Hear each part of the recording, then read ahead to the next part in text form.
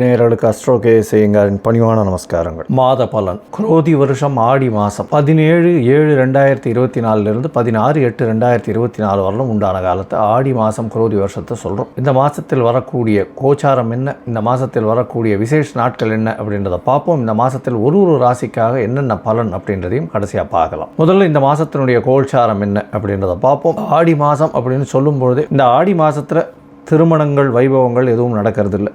அதே மாதிரி மார்கழி மாதத்துலேயும் நடக்கிறதில்ல.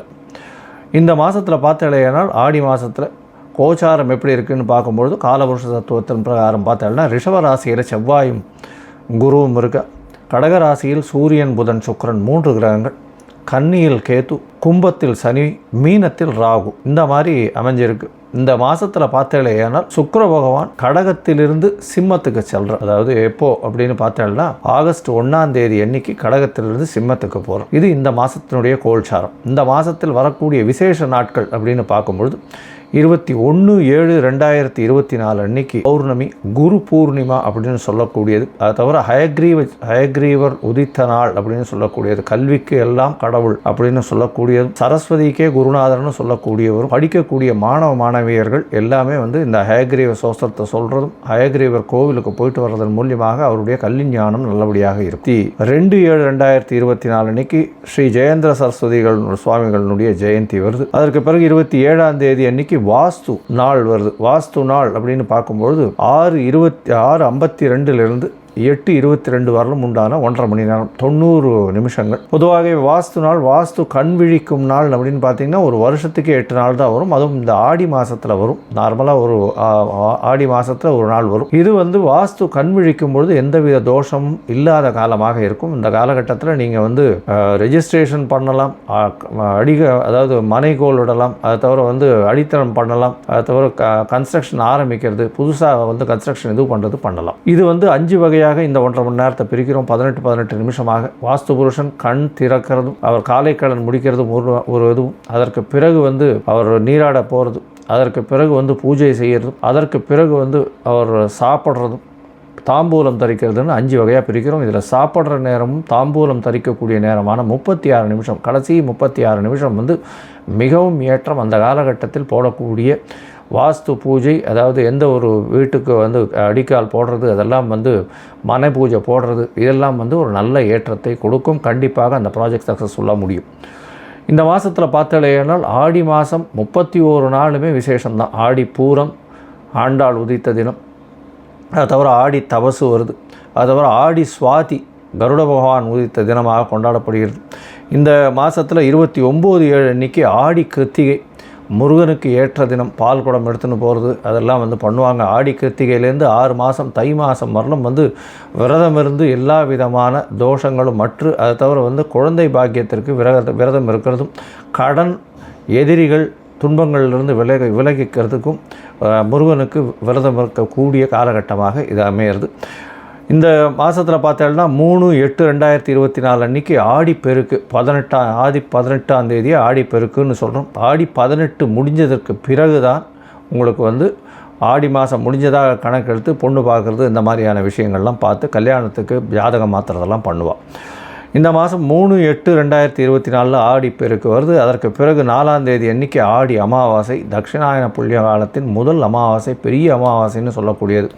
அதாவது தட்சிணாயன புண்ணிய காலத்தில் வரக்கூடிய அமாவாசையும் உத்தராயண புண்ணிய காலத்தில் வரக்கூடிய தை அமாவாசையும் மிகவும் விசேஷமானது. ஏன்னா பித்ருக்களுக்கு, அதாவது அவர்களுக்கு உண்டான கிரமங்களை செய்யாமல், கர்மாக்களை செய்யாமல் இருப்பவர்கள் கண்டிப்பாக எல்லோருமே பித்ருக்களுக்கு செய்ய வேண்டிய கர்மாக்களை அன்றைக்கி போய் செஞ்சுட்டு வரணும்.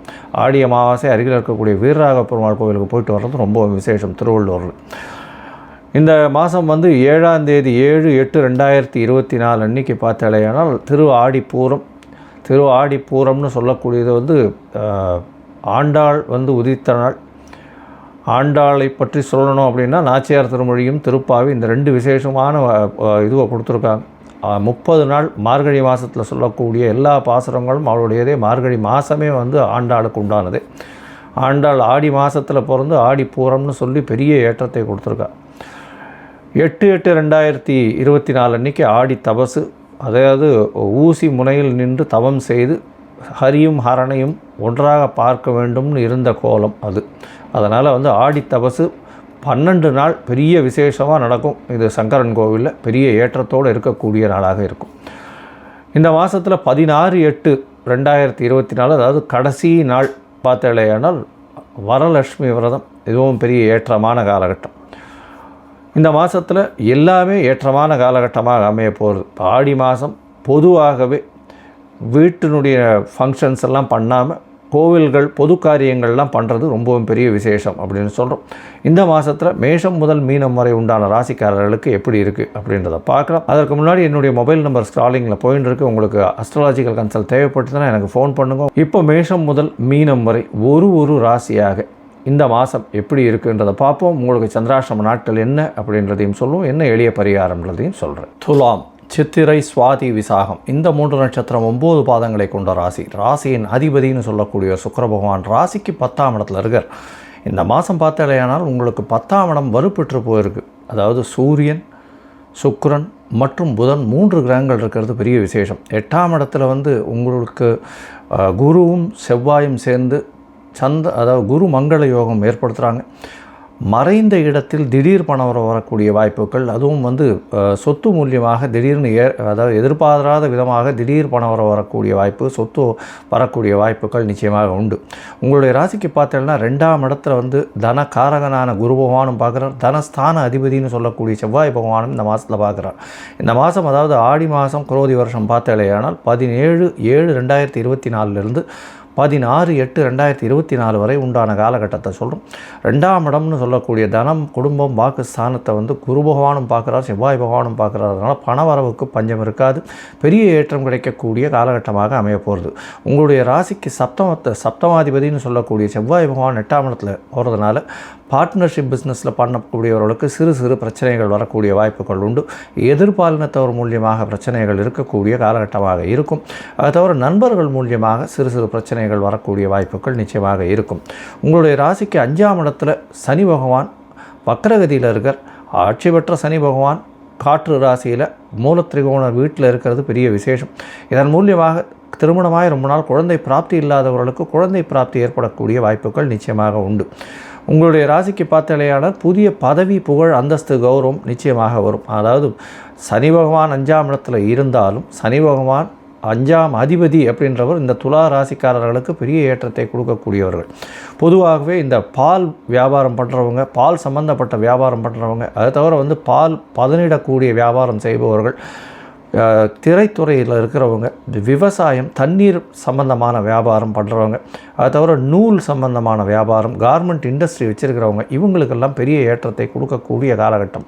மறைந்த இடத்திலிருந்து திடீர் பணம் வரக்கூடிய வாய்ப்புகள் நிச்சயமாக இருக்கும். இருந்தாலும் பார்ட்னர்ஷிப் பிஸ்னஸில் சிறு செட்பேக்ஸ் இருக்கக்கூடிய காலகட்டமாக நிச்சயமாக இருக்கும். 6ஆம் இடத்தில் இருக்கக்கூடிய ராகு பகவான் மூலியமாக அதீதமான வெற்றி கிடைக்கக்கூடிய காலகட்டம். எந்த ஒரு பிரச்சனைகள் வந்தாலும் அந்த பிரச்சனைகளிலிருந்து நிச்சயமாக வெளிவரக்கூடிய வாய்ப்புகள் மிகவும் அதிகம். எல்லா பிரச்சனைகளையும் தாண்டி வெளிவரக்கூடிய வாய்ப்புகள் நிச்சயமாக உண்டு. விடாமுயற்சி நிச்சயமான வெற்றியை கொடுக்கக்கூடிய காலகட்டமாக அமையும். உங்களுடைய ராசிக்கு பார்த்தாலேயானால் 9ஆம் அதிபதியும் 10ஆம் இடத்தில் இருக்கிறது, 11ஆம் அதிபதியும் 10ஆம் இடத்தில் இருக்கிறது பெரிய விசேஷம்.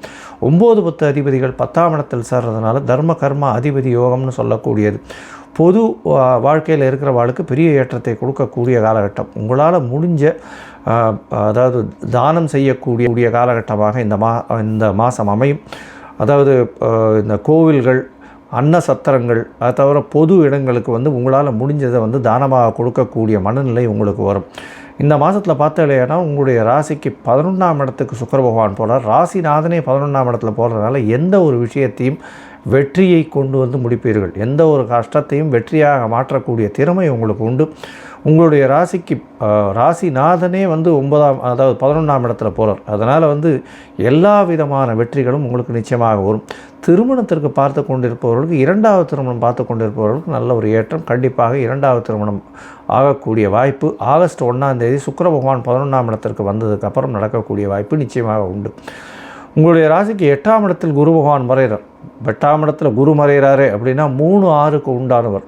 அதனால் மறைவு ஸ்தானத்தில் இருக்கிறது இன்னொரு மறைவு ஸ்தானத்தில், அதாவது மறைஞ்சு இருக்கக்கூடிய ஸ்தானத்தின் அதிபதி மற்றொரு மறைவு ஸ்தானத்தில் போய் இருக்கிறதுனால நல்ல ஒரு ஏற்றம் கிடைக்கும். வெளிநாடு வெளியூர் சுற்றுப்பயணம் சென்று வரக்கூடிய வாய்ப்புகள் நிச்சயமாக கிடைக்கும். சிறு சிறு இன்னல்கள் இருந்தாலும் உங்களுடைய இலக்கில் வெற்றி அடையக்கூடிய வாய்ப்புகள் நிச்சயமாக உண்டு. இந்த மாதத்தில் பார்த்தாலேயானால் எல்லா விதமான முயற்சிகளும் வெற்றி வரும். ஏன்னா உங்களுடைய 3ஆம் அதிபதி 8ஆம் இடத்துல மறைஞ்சு இருந்தாலும் உங்களுடைய தனஸ்தானத்தை பார்க்குறார், உங்களுடைய 12ஆம் இடமான சயனஸ்தானத்தை பார்க்குறார்.